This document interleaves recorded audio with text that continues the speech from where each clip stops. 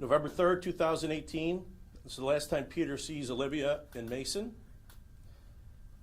On February 1st, 2019, February 8th, 2019, and February 15th, 2019, Katie Reifert failed to appear in family court. On February 6th of 2019, Peter talked to Olivia via Katie's cell phone, and that was the last contact he had. February 7th, 2019 is the last time Olivia attended school here in New York State. February 15th, 2019, Peter Dyer Bakerly was granted full custody of Olivia and Mason by Niagara County Family Court. Katie filed a written response which in part contained, "I have been forced into hiding." Also on February 15th, 2019, Peter filed a report with our office trying to serve the order and locate his children. Katie's family was uncooperative with the service of that order, and a be on the lookout was entered for Katie and her vehicle at that time. February 16th, 2019, Peter filed a second report for a custody problem. It was apparent Katie was avoiding the custody exchange. Again, Katie's family denied knowledge of her whereabouts. At that point, a missing person entry was created for Katie, Mason, and Olivia. On February 21st of 2019, family court warrant was issued for failure to comply with a family court mandate for Katie Reifert. For the next 3 years, our Criminal Investigation Bureau worked diligently to locate Katie, Olivia, and Mason. They followed any leads developed and any new information obtained. We used the National Center for Missing and Exploited Children. We used social media and news media as well to try to locate Katie, Olivia, and Mason. During this time, we asked FBI for help. They offered intelligence and analyst work for us. The information they provided.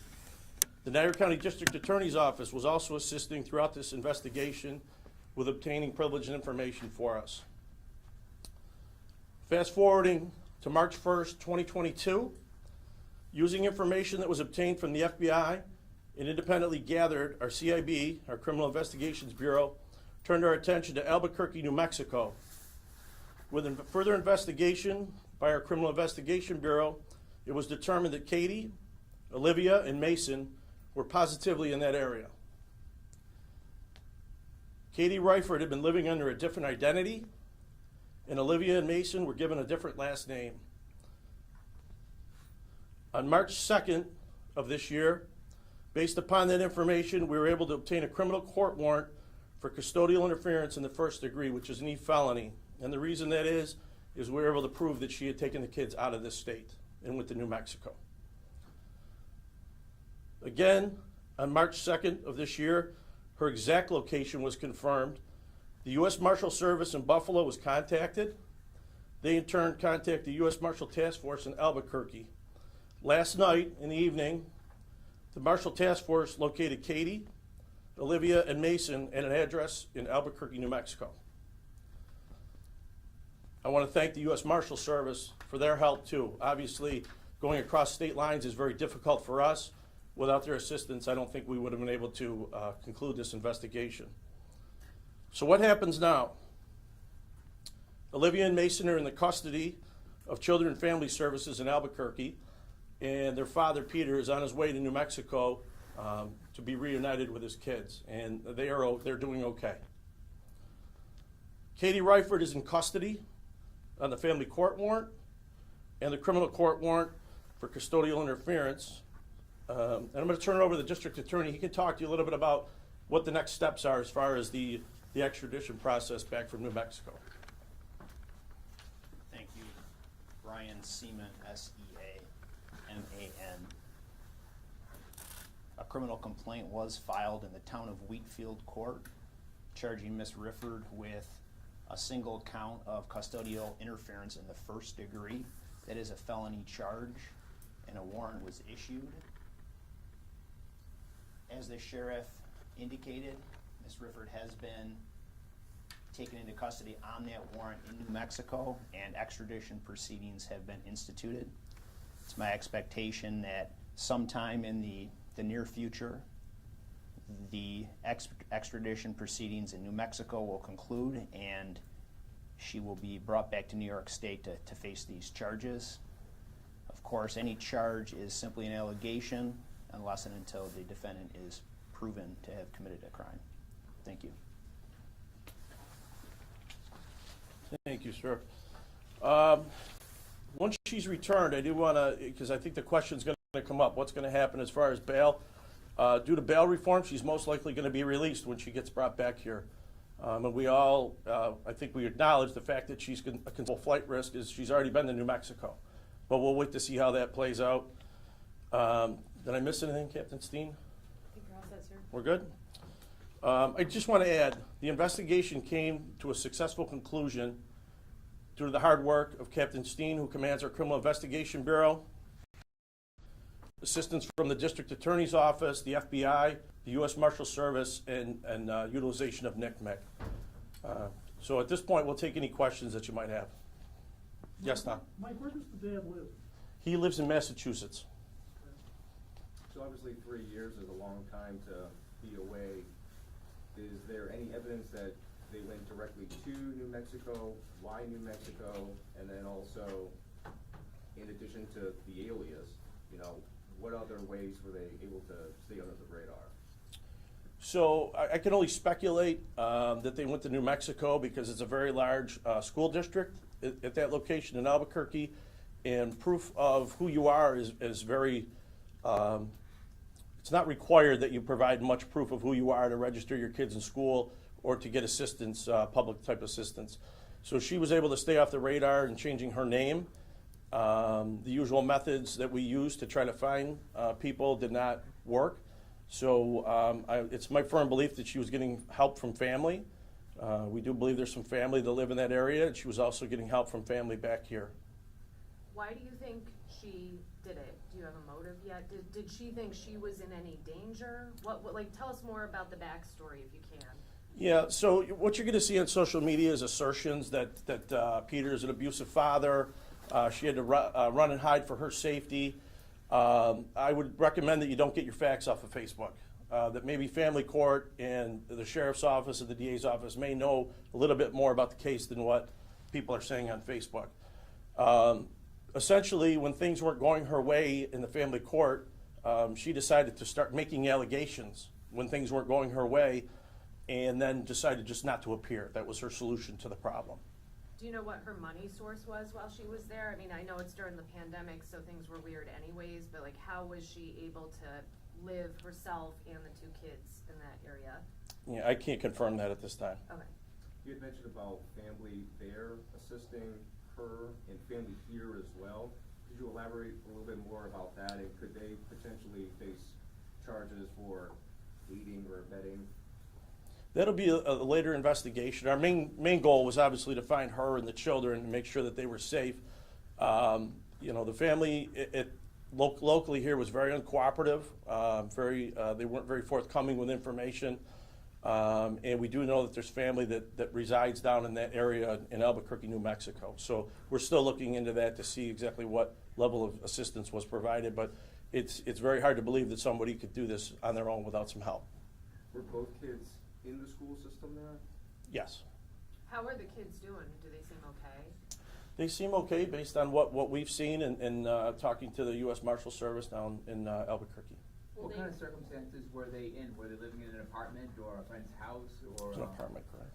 Yeah, they were living in an apartment. Which they rented from by legal means? Like, did they have bank accounts, different falsified identification cards or anything like that? Or was it just really nothing there and nobody was checking?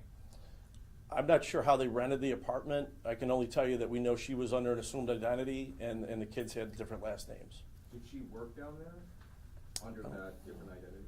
She did not work. Will the kids return to Massachusetts or come back here to Niagara County? The way it looks right now, they would go back with their father to Massachusetts. That's still being worked out. What was that phone call like to make to tell him that they were found? You want to elaborate on that? I was able to contact Peter. I was able to contact Peter last night, and when I did break that news to him, it was a very emotional phone call. the initial call and then a second call, continued to be emotional throughout. I think he was very excited to hear the news. Cause the youngest kid was a baby, right? And now is 3? Right, the youngest would have been 1 at the time and now he would be 4, so he wouldn't have known his father. Wow. So that like when they're reunited, that's gonna be huge. Yeah, it'd be a very emotional time for them. Can you say and spell your first and last name? Sure, my first name is Tracy, my last name is Steen, Steen. And also give us your title. It's Captain of the Criminal Investigation Bureau. One question about the last names.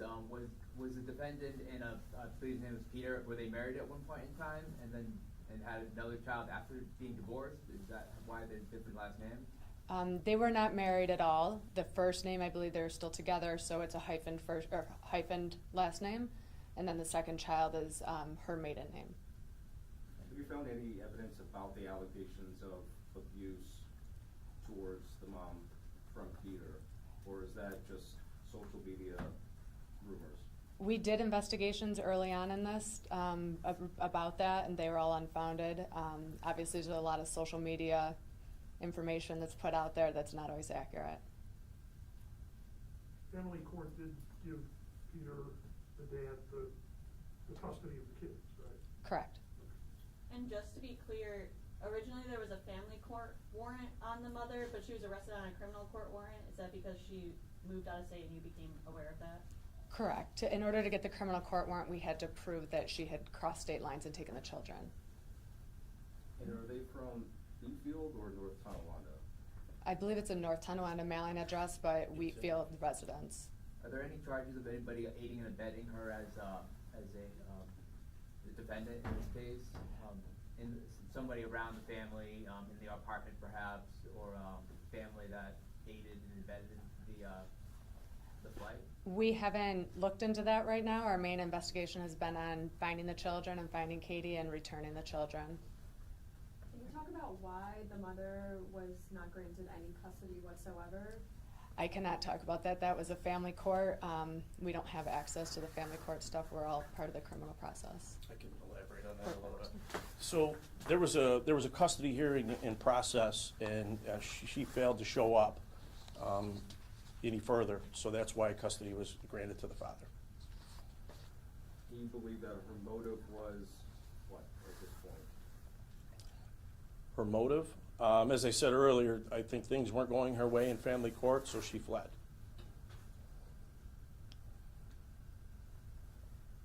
Any other questions? And she'll face state charges, correct? State, yeah, it's New York State penal law charge. Custodial interference in the first degree, and there is still the warrant for failure to obey the court mandate from family court. Any federal charges at all? No. How long does the extradition process normally take? It depends on if she waives.